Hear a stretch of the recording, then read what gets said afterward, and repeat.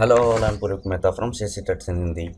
हम देख रहे हैं series on project in PHP, जिसके अंदर हम कोर पीएचपी के कंसेप्ट को प्रोजेक्ट के ज़रिए समझ रहे हैं। जिसके अंदर हमने ये जो होम पेज था वो डिज़ाइन कर लिया था। एडमिन लॉगिन सिस्टम हमने बना ली थी, जिसमें अब हम एडमिन यूज़र नेम और पासवर्ड डाल के लॉगिन कर सकते थे। तो ये पिछले वीडियो में हमने किया एडमिन डैशबोर्ड डिज़ाइन किया था। आज के वीडियो में हमें इस पर काम करना है, मतलब हमें आज इंसर्ट स्टूडेंट डिटेल्स वाली जो प्रोसेस है उसे ख़त्म करना है। सबसे पहले तो हम एडमिन डैश पे जाते हैं। तो उसके लिए हमें हमारी डायरेक्टरी के अंदर एडमिन के अंदर एडमिन डैश, ओके, तो ये है एडमिन डैश डॉट php, जिसके अंदर सबसे पहले तो हम ये टेबल की बॉर्डर हटा देते हैं। अब हमें इसकी ज़रूरत नहीं है। इसे सेव किया। अब जब इसे रिफ़्रेश करेंगे सिंपल हमें यहाँ पर लिस्ट दिखाई दे रहा है। ओके, अब ये इंसर्ट स्टूडेंट पे क्लिक करने पर हम जा रहे हैं ऐड स्टूडेंट डॉट php पे। ये जहाँ यहाँ दिख रहा है ऐड स्टूडेंट डॉट php।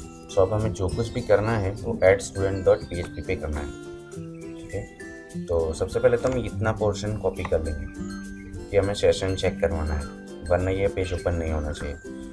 और हीडर को इंक्लूड करवाना है। इसे कंट्रोल C किया यहाँ से। अब add student dot php, okay, तो ये हो गया। वाह, अब हमें क्या करना है कि ऊपर वो जो टाइटल बार है, देखिए मैं दिखाता हूँ, ये वेलकम टू एडमिन डैशबोर्ड, ये सेम रखनी है। उसके लिए क्या करेंगे कि ये जो एडमिन डैश है, ठीक है, तो इस फाइल को यहाँ से, मतलब इतना कोड को कॉपी कर लेंगे।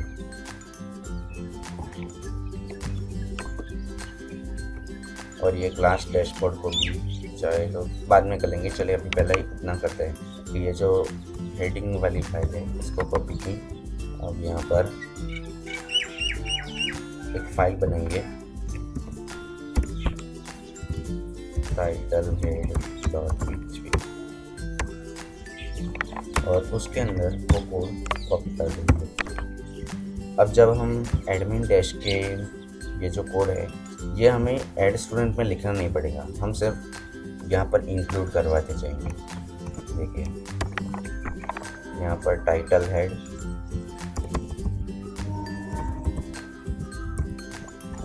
अब जब आप इसे रिफ्रेश करते हैं, अब आप इंसर्ट स्टूडेंट पे जाएंगे तो देखिए ये ऑटोमेटिकली इतना कोड आ गया। अब जब आप इसके व्यू सोर्स करके देखेंगे, भले आपने इंक्लूड किया लेकिन वहाँ पर पूरा HTML बन गया है। ठीक है, तो यहाँ पर ये जो टाइटल हेड है इसमें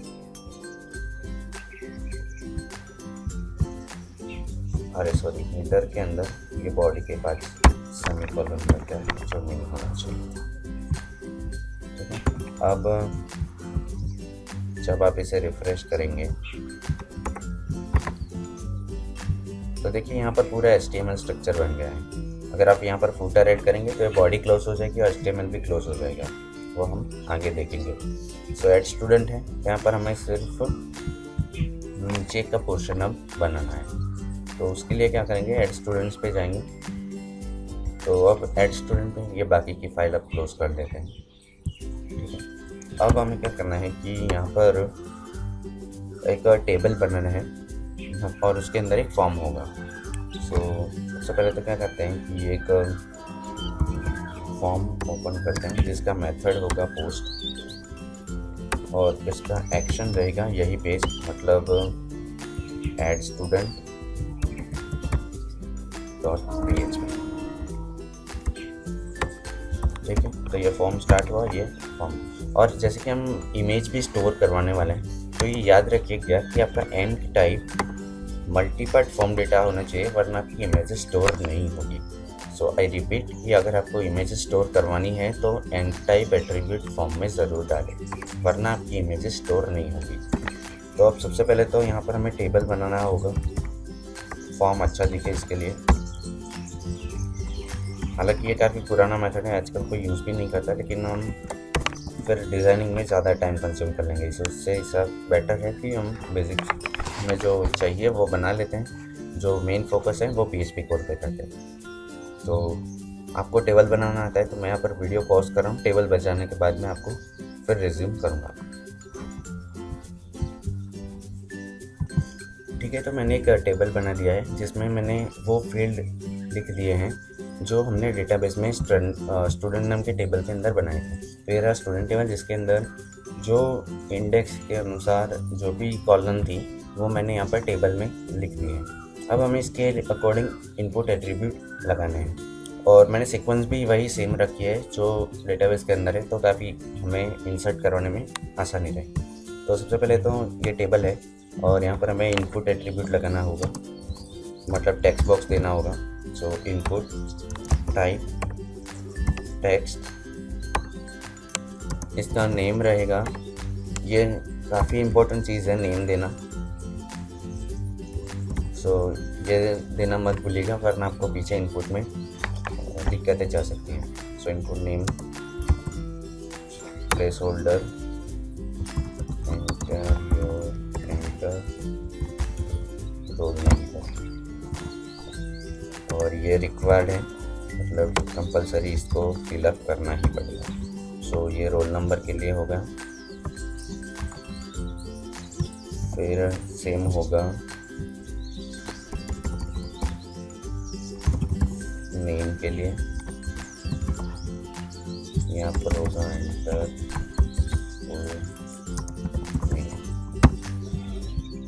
फिर है सिटी,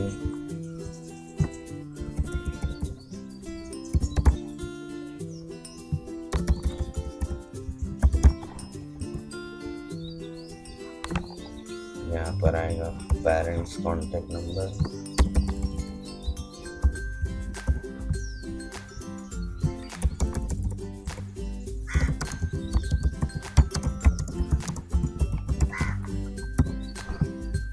फिर रहेगा यहाँ पर नंबर, आप डेटा टाइप दे सकते हैं।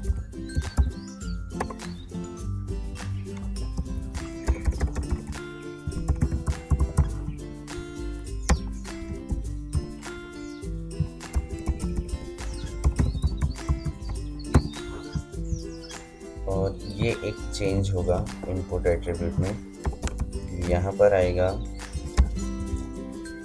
फाइल, नेम इसका रहेगा IMG, स्टूडेंट MG SIMG, यहाँ पर इसकी ज़रूरत नहीं है।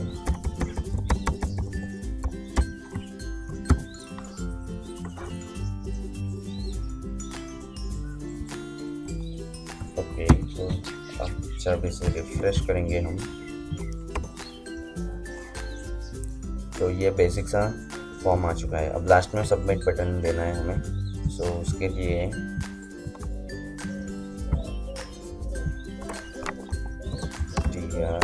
clear close,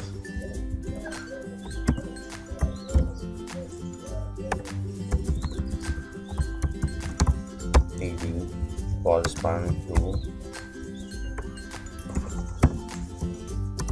input type submit name submit और वैल्यू रहेगी सबमिट।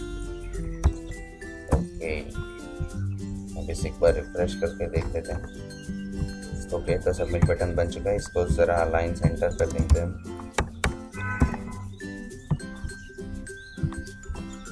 ठीक है, तो देखिए हमारा फॉर्म बन चुका है। अब इसमें हमें डाली जो डिटेल्स हैं वो डेटाबेस में पहुंचानी है। सो सबसे पहले तो डेटाबेस के लिए कनेक्शन चाहिए हमें, तो हमें डेटाबेस कनेक्शन जो DBCon वाली फाइल है उसको इंक्लूड करवाना पड़ेगा। तो क्या करेंगे, यहाँ पर फॉर्म सबमिट हो जाने के बाद, मतलब अब जब फॉर्म सबमिट हो जाएगा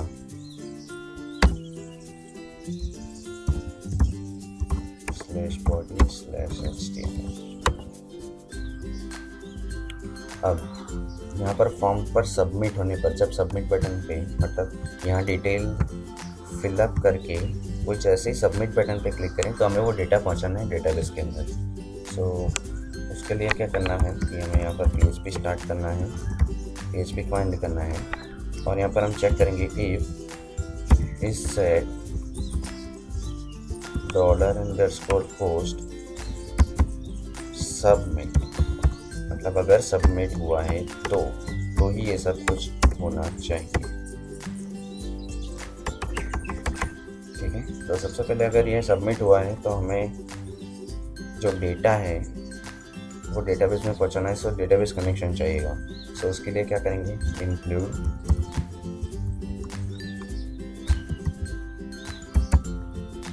dbcon.php। लेकिन देखिए ये जो dbcon.php है वो कहाँ पे है, मेन डायरेक्टरी में। अभी हम कहाँ पे हैं, ये एडमिन डायरेक्टरी के अंदर। ये जो student.php है वो एडमिन डायरेक्टरी में है। सो हमें एक डायरेक्टरी बैक जाना है, तब जाके इसको ये फाइल मिलेगी dbcon। सो क्या करेंगे, हम यहाँ पर सिंपली // लगाएंगे ताकि ये एडमिन ये dbcon.php यहाँ पर आ जाए। ठीक है, तो ये कनेक्ट हो गई है। अब सबसे पहले तो हमें क्वेरी लिखनी पड़ेगी यहाँ पर $QRY क्वेरी, जिसके अंदर हम क्वेरी लिखेंगे। लेकिन उससे पहले जो हम फॉर्म से डेटा ले रहे हैं उसको एक वेरिएबल में स्टोर करवा देते हैं। सो क्या क्या डेटा आ रहा है, roll number, name, city, parents contact number, standard name, age. Okay, so $roll number, $name, फिर क्या है, city, bcon, standard, city, $bcon, $standard. So roll number में क्या आएगा, इज इक्वल टू $_पोस्ट, और यहाँ पर पोस्ट के अंदर आएगा वो नेम एट्रीब्यूट का नाम। सो रोल नंबर में नेम एट्रीब्यूट है रोल नंबर, तो इसको यहाँ से कॉपी करेंगे और यहाँ पे पेस्ट कर देंगे। सेम उसी तरह सब जगह पे हमें करना है। सो पहले एक बार इसे कॉपी कर लेते हैं और यहाँ पर पेस्ट डाल देते हैं, फिर इसके अंदर सिर्फ हमें एट्रीब्यूट ही चेंज करना पड़ेगा। ओके, सो नेम में नेम है, सिटी में भी सिटी ही होगा। हाँ, सिटी में यहाँ पर देख सकते हैं आप सिटी है।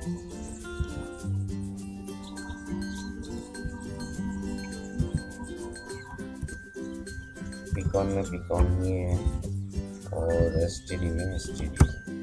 ओके, तो इतनी डिटेल्स आ गई। इमेज के लिए मैं बाद में आपको दिखाता हूँ। सबसे पहले हमें जो ये डेटाबेस है उसमें इंसर्ट के लिए क्वेरी लिखनी है। सो यहाँ पर मैंने आपको ये टेक्निक दिखाई भी है। तो इंसर्ट में जाइए और इसको पूरा का पूरा कॉपी कर लीजिए और इसे यहाँ पर क्वेरी में डाल दीजिए। ठीक है, सो अब होगा इंसर्ट इनटू स्टूडेंट। ये पूरी क्वेरी आपकी बन चुकी है। तो सबसे पहले तो हमें क्या करना है कि यहाँ पर ये वैल्यूज़ को हटा देना है। आईडी में हमें कुछ पास नहीं करना क्योंकि वो ऑटो इंक्रीमेंटेड है, सो इसके लिए वो नल रहेगा। फिर रोल नंबर में हमें पास करना है $रोल नंबर,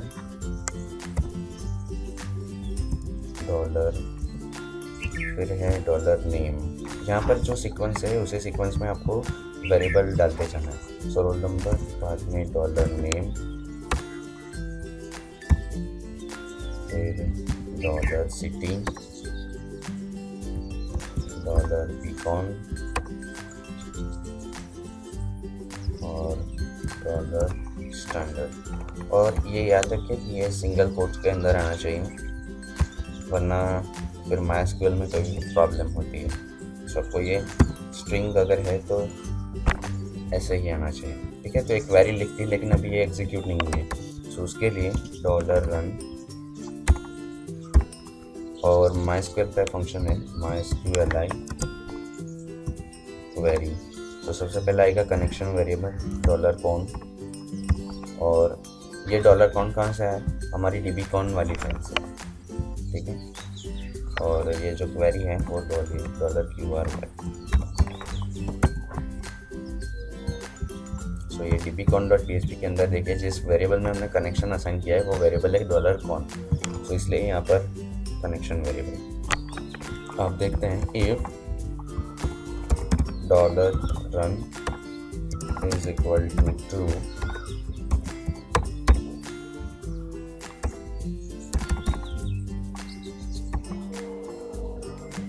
तो यहाँ पर हम PHP को एंड करेंगे और बाद में स्टार्ट करेंगे। सो ये बीच में जो लिखेंगे वो PHP नहीं कहलाएगा।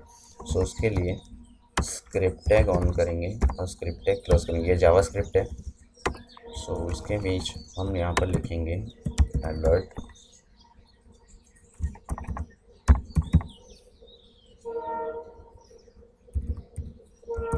Data inserted successfully.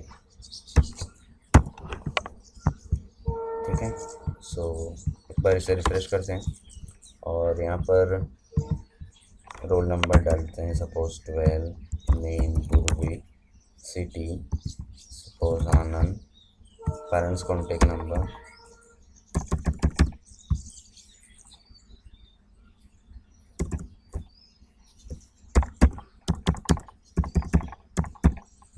तो ये सपोज हमने कोई कॉन्टेक्ट नंबर डाला, स्टैंडर्ड सपोज 12। इमेज अभी ज़रूरत नहीं है हमें, लेकिन सिलेक्ट करनी पड़ेगी वरना एरर आएगी क्योंकि हमने वहाँ रिक्वायर लगाया हुआ है। सो कोई भी इमेज यहाँ से ले लेते हैं अभी, सपोज ये दिस कीवर्ड, और इसे जैसे सबमिट करेंगे। देखिए अभी जब हमारा डेटाबेस है इसमें हम ब्राउज़ करेंगे तो अभी कोई डेटा नहीं है स्टूडेंट्स के अंदर, लेकिन अब जब हम इसे इंसर्ट करेंगे सबमिट, तो ये सबमिट हुआ लेकिन कुछ हुआ नहीं। क्यों नहीं हुआ?